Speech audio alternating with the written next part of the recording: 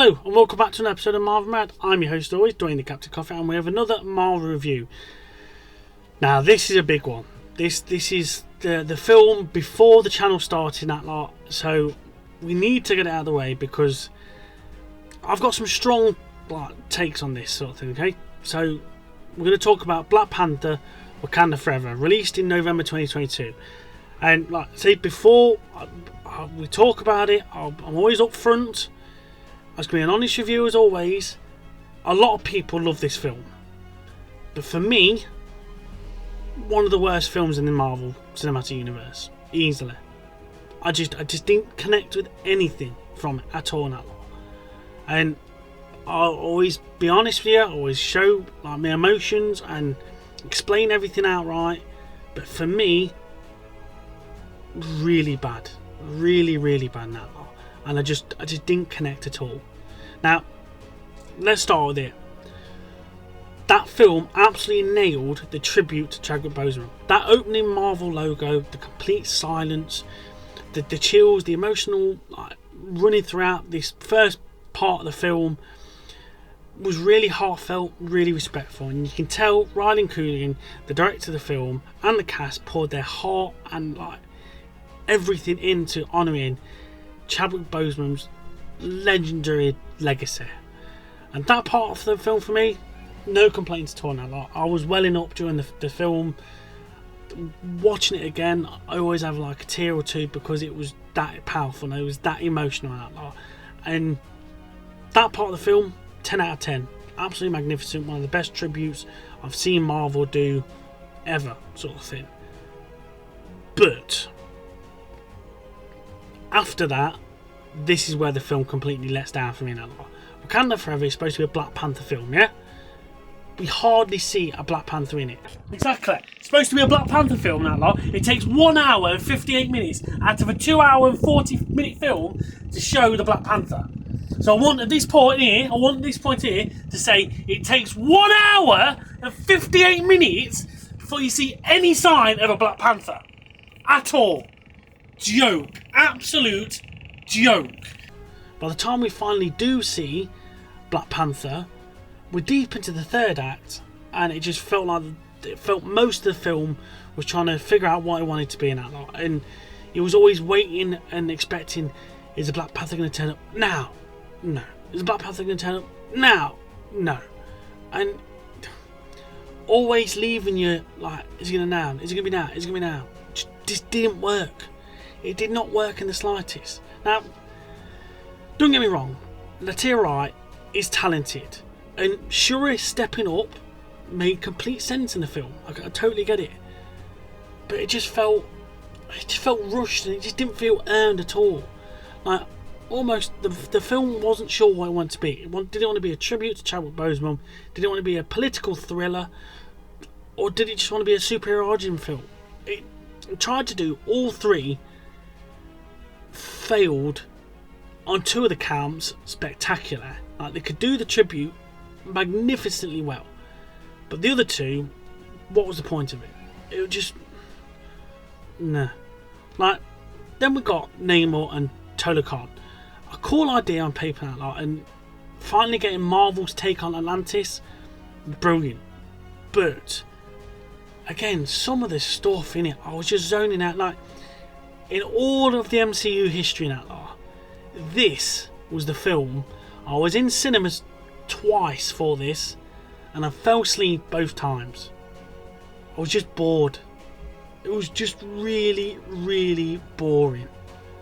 I just zoned out. I just couldn't focus on it because it wasn't good. For me, it really wasn't good. The underwater scenes in Talokan was okay. It was dark a lot of the time. You could hardly see what was going bleeding off, and it just didn't grab me. And it was Namor as a character was all right. It had potential, but again, it was just another. I don't know if you want to call him Marvel villain. It was like an anti-hero. I just couldn't buy into. His motivations, I can get, were understandable. Not wanting to share vibranium and keeping their portion of vibranium there. I totally get. and then like having confrontation with Wakanda, and like it was hard hitting seeing Namor kill his mum, kill Shuri's mum, and that was hard hitting. That was really interesting. That lot. And then obviously they go after Ironheart as well, who's like she's been meddling and stuff like that. That was okay, but by the end of the film, she takes him off onto a bleeding ship, basically fries him, and then instead of taking him out or any proper resolution, they stop, like, shake hands and like join forces pretty much. What was the point? Get a different villain and get Namor as a side character or something like that to help out or interfere or something like that, or be a bigger player. What was the point? It wasn't compelling, it wasn't gripping, nothing. It was just bad. It really was bad. Like, I get it. A lot of people do like this film, and I respect that. Each to their own. If you like the film, good on you and that lot. For me, it was a terrible film. I totally get it and that lot. And as a Marvel fan that's followed everything in Marvel, everything MCU, everything before the Marvel, this was just one big miss. It really was. And again, easily the weakest MC in the MCU. And I know I'm gonna get a load of hate for this. I totally understand, but it wasn't gripping. The action wasn't gripping. It was few and far between. Nothing gripped me like that original Black Panther film did back in 2018. Now, I don't know if that's the loss of Chadwick Boseman or the storyline or the script or what, but just nothing grim. Like, go and watch my review of Ironheart. That film, that series, brilliant. Absolutely, I loved her suit in that. That suit was magnificent, and that series should have come out directly after this film, but it didn't. And her portrayal in this, totally forgettable. The suit looked atrocious. Just did not work for me at all.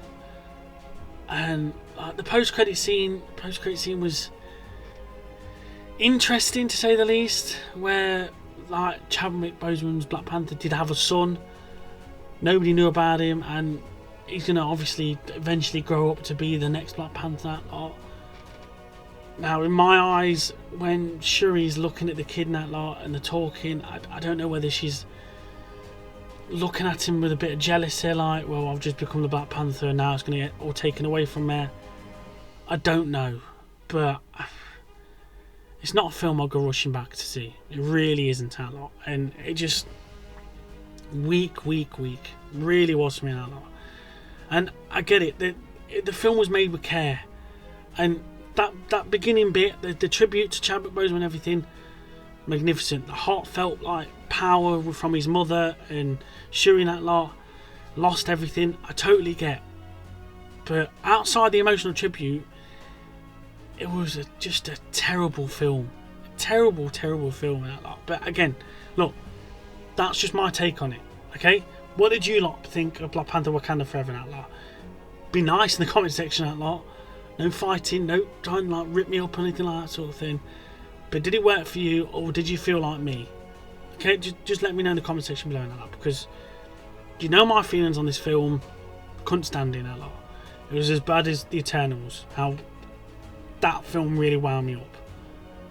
But yeah, just have it out in the comment section. Just be nice that lot. But again, that's the review of Black Panther Wakanda Forever that lot. Like, share and subscribe. Talk about it in the comment section a lot, and we'll see you all next time on another episode of Marvel Mad. Thanks a lot, guys, and see you soon. Be nice.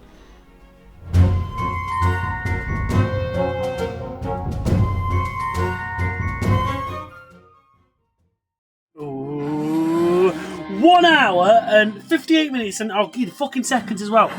30 seconds, and we got a Black Panther in the film! Way! Joke.